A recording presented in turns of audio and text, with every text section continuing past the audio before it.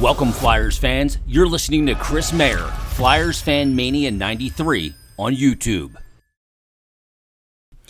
In what looks like it is Claude Giroux's last All-Star game as a Flyer, he goes in, gets 4 points in 2 games, comes in 5th in a tournament, and takes home the MVP. So, unbelievable tournament for Giroux. He's the 3rd Flyer ever to get MVP. I'll talk about that in a minute.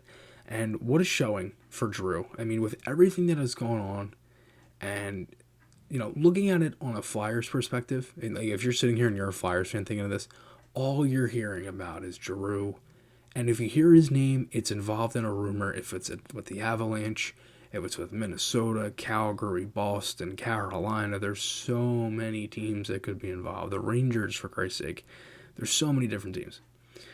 And it's a very, very weird topic to talk about because, like, nobody would ever think Giroux would get traded. Like, I don't think anybody at the beginning of this season would have sat there and said, oh, yeah, Giroux's going to get traded at the deadline. Like, you would have been called crazy. So when you go at it and you think about it, it's like how bad the Flyers have been this year and how tough this season's been. It was so refreshing to finally see a good moment for someone he's put everything into this city, and they did absolutely nothing to build around him, to do anything. They wasted his career. There's really no denying that at this point. That was so refreshing to see him go in there, win MVP, show he still has skill left, and it was amazing. So, getting back to what I had said, 3rd Flyer ever to do it, he joins Wayne Simmonds in 2017 and Reggie Leach all the way back in 1980 as the 3 Flyers representatives to win the All-Star Game MVP. So that was obviously awesome. Giroux joined some pretty good company there in Flyers history, and Simmonds had a really good showing in 2017, as many of you may remember from recent years. And I know there's definitely some people that watch me that would definitely like to talk about Reggie Leach and things like that too. But overall, you know, I thought the actual All-Star game and the whole event itself was good. I thought a lot of things that they definitely did a great job of incorporating Vegas and the whole theme of Vegas into that. The breakaway challenge, I don't understand how Pietrangelo wins that, but he misses the net in Zegras, does an unbelievable Zorro move, whatever you want to call it. It was just crazy how he's able to pull that off, and he doesn't win, and he's dressed up, blindfolded, everything. Crazy. The save challenge was a little confusing. From what my memory was, it was each goaltender was going up against the other one, and each one had a certain amount of saves, and whoever got to the final one. But it was both goalies would try to tack up as many saves as they could combined, and it was just very confusing, very different from recent years. And obviously, Giroux participates in the fountain face-off, which was different. They had all the guys, and also had one of the women's players, Jocelyn Lamoureux-Davidson, go out there and, you know, shoot saucer passes into these targets, and that was cool as well. So I'll talk about that. So the first round of that was Huberdeau, Eberle, Stone, Giroux, Suzuki, Lamoureux-Davidson, Werenski, and Josi. So Huberdeau goes first. He's at 39.9 seconds. Eberle, 27.9. Stone, 24.6. Giroux in 5th, 22.6. Suzuki, 22.1. Lamoureux-Davidson, 16.2. Werenski at a 15.1. And Josi, 11.8.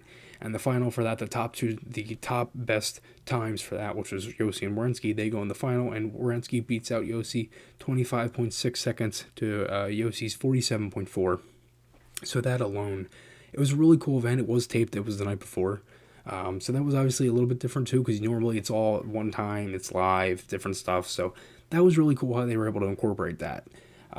As for the games, in the first game, you have the Metro against the Pacific. Metro wins 6-4. And as for Giroux in that game, a goal, 2 assists. A goal and assist, 2 points. I'm reading that wrong. Absolutely walked Troy Terry, then walked Gibson. Beautiful move that he does. Just sells the backhand completely and cuts in and tucks it in on the forehand. I still can't believe I butchered those points. And then in the next game, Giroux would end up getting 2 goals in the championship game for the Metro there. Up against the Central Division, as before that, the Central beat the Atlantic 8-5. So a lot of good things from the All-Star game. And again, I can't stress how refreshing that is to see Giroux out there with his kid and all that stuff with how bad the season's been, how everything with Giroux, you talk about him, is involved in a trade room or something like that. It's just so refreshing to see with how bad the season's gone. And I know I'm definitely not the only one feeling that because, again, he goes in, he's the captain of the Metro team, and then he does that. It's like he proves he has more left. So it was really nice to see. And, overall, good weekend for the Flyers.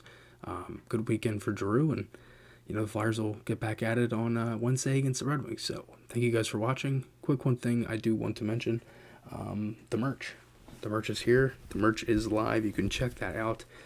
This is one of the t-shirts here. This is one of the Heather Gray shirts.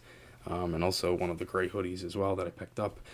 Seriously, I would not be able to do this without you watching. I cannot thank you enough for everything that you guys do with me and watching the channel, supporting me, texting, whatever. I have a lot of cool things planned for the summer, the season, next year. It's going to be really fun. So seriously, thank you guys so much. And I will talk to you all again soon.